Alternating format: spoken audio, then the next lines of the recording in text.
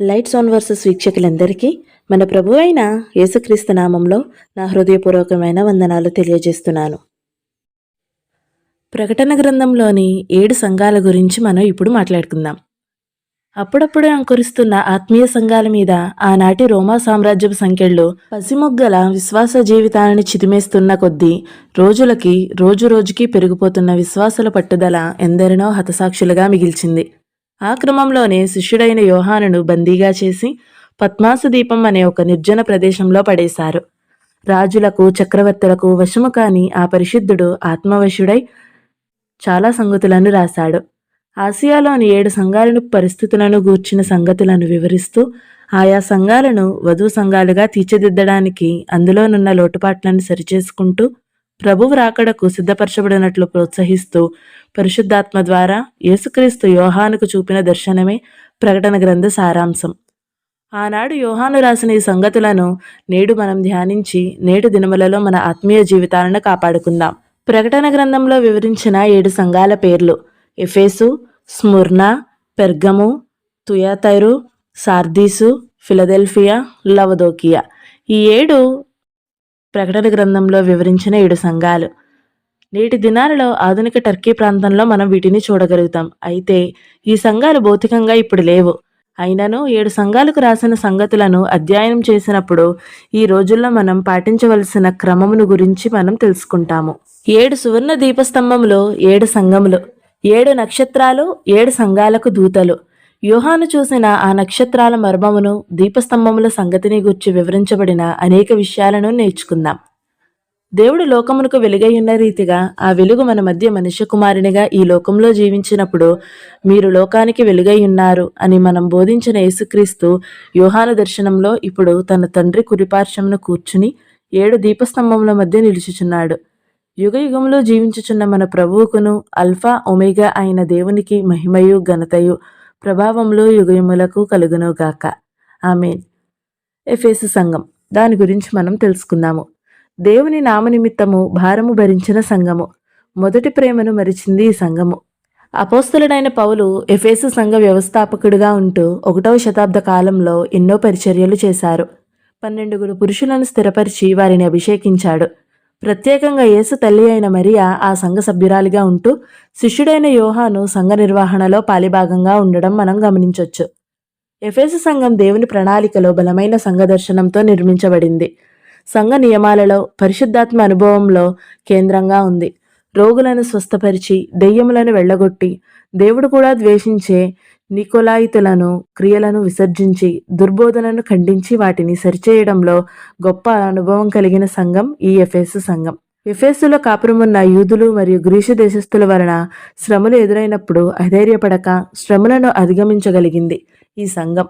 గొప్ప వనరులతో పాటు అన్యదేవతల సందర్శకులకు కేంద్ర బిందువైన ఎఫెసు పట్టణంలో ఈ సంఘం తమ సాక్ష్యాన్ని కాపాడుకుంటూ మన సంఘాలకు మాదిరిగా నిలిచింది. యేసు ప్రేమించిన సంఘంగా క్రీస్తు శరీరమును ఈ సంఘముకు క్రీస్తు శిరస్సుగా ఉన్నట్టు దేవుడు అపోస్తులకు బయలుపరచడం ఎఫెసీ గ్రంథం 5వ అధ్యాయం 23వ వచనంలో గమనిస్తాం మనం. క్రీస్తు ఈ సంఘం గురించి సాక్ష్యమిస్తూ సహనము కలిగిన సంఘంగా దేవుని నామం నిమిత్తం భారము భరించినదని ప్రకటన గ్రంథం 2వ అధ్యాయం 2-3 వచనాల్లో మనం చూస్తాము. రెండవది స్ముర్నా సంఘం. శ్రమలను ధైర్యంగా ఎదుర్కొనే సంఘం ఇది. స్ముర్నా అనగా బోళము లేదా చేదైనది అని అర్థము. అందమైన నగరం, అద్భుతమైన కట్టడాలు కలిగిన స్ముర్నా పట్టణంలో నమ్మకంగా నిలబడిన సంఘం. నాటి దినములలో అన్యదేవతలను మరియు రోమా చక్రవర్తులను పూజించడానికి వ్యతిరేకించిన భయంకరమైన ఒత్తిడికి, శ్రమకు, దారిద్ర్యానికి లోనైనదే ఈ సంఘము. యేసుక్రీస్తు నుండి ఎటువంటి విమర్శలు లేవు, కానీ రానున్న దినములలో ఈ సంఘం పొందబోయే శ్రమలను గూర్చిన సంగతులను వివరిస్తూ సిద్ధపాటు కలిగి ఉండమని 2 సంగతులను విశ్వాసులకు హెచ్చరిస్తున్నారు. పొందబోవు శ్రమలకు భయపడకము అంటూ ప్రభువు మన ఆత్మను ధైర్యపరచుచున్నారు. కాబట్టి క్రీస్తు ప్రేమ నుండి మనలను ఎడబాపు వాడెవడు? శ్రమ అయినను, బాధ అయినను, హింస అయినను, కరువైనను, వస్త్రహీనత అయినను, ఉపద్రవమైనను, ఖడ్గమైనను మనలను ఎడబాపునా? అయినను మనను ప్రేమించిన వాని ద్వారా మనము వీటన్నిటిలో అత్యధిక విజయము పొందుచున్నాము అని జ్ఞాపకము చేసుకొని పొందబోవు శ్రమలను ఎదుర్కొనగలవారమై క్రీస్తు ద్వారా శక్తివంతులమై విజయము పొందుకొనవలెను. మరణము వరకు నమ్మకముగా ఉండుము. అత్యంత భయంకరమైన వ్యతిరేకత కలిగిన పరిస్థితుల్లో ఉన్న సంఘం విశ్వాసంలో నమ్మకం కలిగి జీవించాలని ప్రభువు హెచ్చరిస్తున్నారు. 3వ సంఘం పెర్గము సంఘం. సమాజంతో రాజీ పడిన సంఘం ఇది. పెర్గము అను మాటకు గోపురము లేదా దుర్గము అని అర్థము. 4 నుండి 12వ శతాబ్దం కాలం నాటి పెర్గము పట్టణము ప్రాచీన దినములలో గొప్ప వనరులు కలిగి శక్తివంతమైన గ్రీకు సామ్రాజ్యానికి ప్రతీకగా నిలిచింది.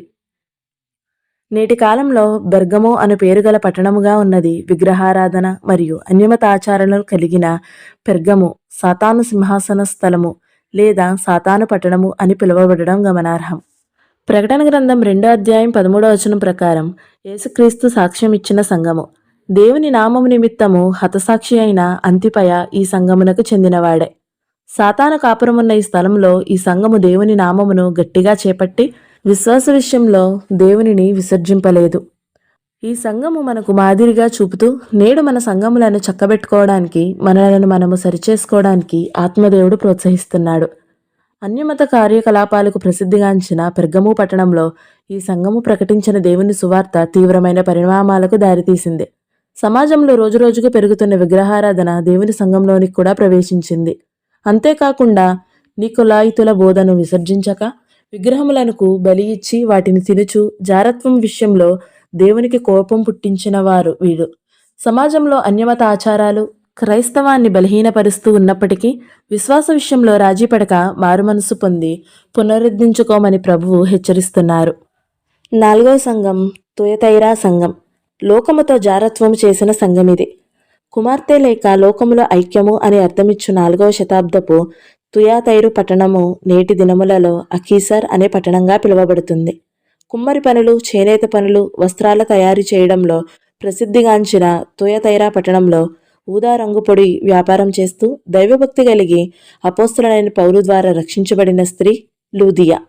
లూదియా ఐరోపా ప్రాంతాల్లో మొదటి క్రైస్తవ విశ్వాసిగా చరిత్రలో మనం గమనించవచ్చు. అంతేకాకుండా లూదియా మరియు ఆమె ఇంటివారందరూ బాప్తిసము పొంది దేవుని ఎడల నమ్మకం కలిగిన కుటుంబంగా తుయతైరా పట్టణంలో గమనించగలం. ప్రకటన గ్రంథం 2వ అధ్యాయం 20వ వచనం ప్రకారం ప్రవక్తి అని చెప్పుకుంటూ లోక సంబంధమైన క్రియల చేత సంఘమును పాడు చేయుచున్న యజబేలు వంటి వారికి మారుమనసు పొందమని అవకాశమిస్తూ లేని ఎడల దేవుడే సంఘపక్షముగా పోరాడి దానిని హతము చేసేదనని హెచ్చరిస్తున్నాడు. అంతరంద్రియములను హృదయములను పరీక్షించగల దేవుడు దేవుని వాక్యమును బోధను అనుసరించి అంతము వరకు నమ్మకము కలిగి దేవుని క్రియలను జాగ్రత్తగా చేయువారిని శ్రమల నుండి తప్పించి 1000 ఏళ్ల పరిపాలనలో దేవునితో కలిసి పాలించే అధికారం ఇస్తానని వాగ్దానము చేశారు. సమాధానకర్తయగు దేవుడు సాతానును మీ కాళ్ళ కింద శీఘ్రముగా చితకదొక్కించును అని రోమియో పత్రిక 16వ అధ్యాయం 20వ వచనంలో ఉంటుంది. అంత్యదినములలో ఎత్తబడయున్న సంఘములలో మనము మన సంఘము ఉండినట్లు మన ప్రభువైన యేసుక్రీస్తు కృప మనందరికీ తోడై ఉండునుగాక.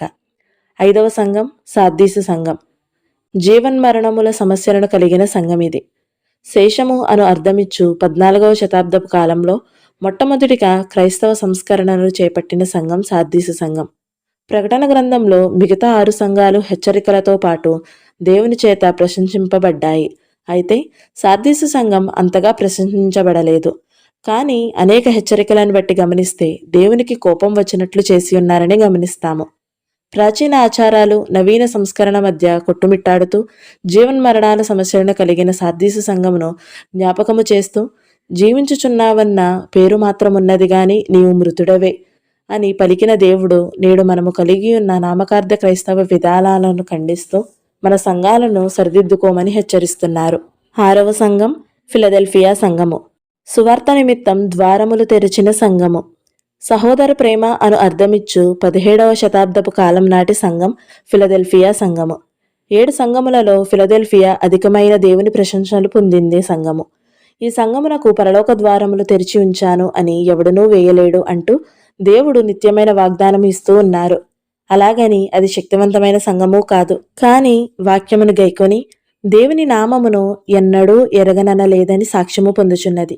సువార్త పరిచర్యకు ద్వారములు తెరిచి దేవుని శక్తిపై సంపూర్ణంగా ఆధారపడి దేవునికి వాక్యమునకు నమ్మకమైన ఫిలదెల్ఫియా వలె మనము మన సంఘం ఉండవలెనని ప్రభువు కోరుతున్నారు. 7వ సంఘము లవదోకియా సంఘము. నులివెచ్చనది అని అర్థమిచ్చు లవదోకియా సంఘము 20వ శతాబ్ద కాలంలో వాణిజ్య వ్యాపార కార్యకలాపాలకు ప్రసిద్ధిగాంచిన లవదోకియా అను పట్టణంలో ఉంది. ప్రకటన గ్రంథంలోని మిగతా 6 సంఘాల కంటే లవదోకియాను దేవుడు కఠినంగా హెచ్చరించినట్లు కనబడుతుంది. అది మనం ప్రకటన గ్రంథం 3వ అధ్యాయం 16వ వచనాల్లో చూడొచ్చు. సంఘం యొక్క నిలువెచ్చని స్థితి వలన దేవుడు తన నోటి నుండి ఉమ్మివేయి నిర్దేశించుచున్నాడు. లోకముతో రాజీపడి, విశ్వాసములో చతికిలపడి, ధనాపేక్ష పునాదుల మీద కట్టబడి క్రీస్తులేని ఈ క్రైస్తవ సంఘం నేటి మన సంఘాలకు అద్దం పట్టిస్తుంది.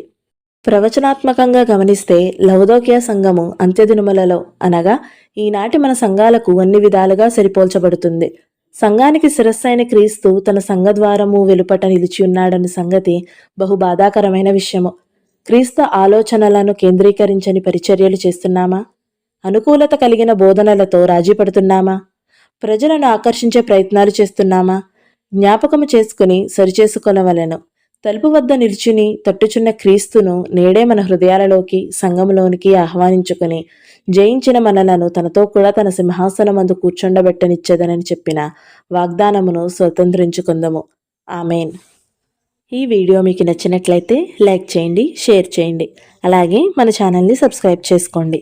Thank you so much for watching. Praise the lord.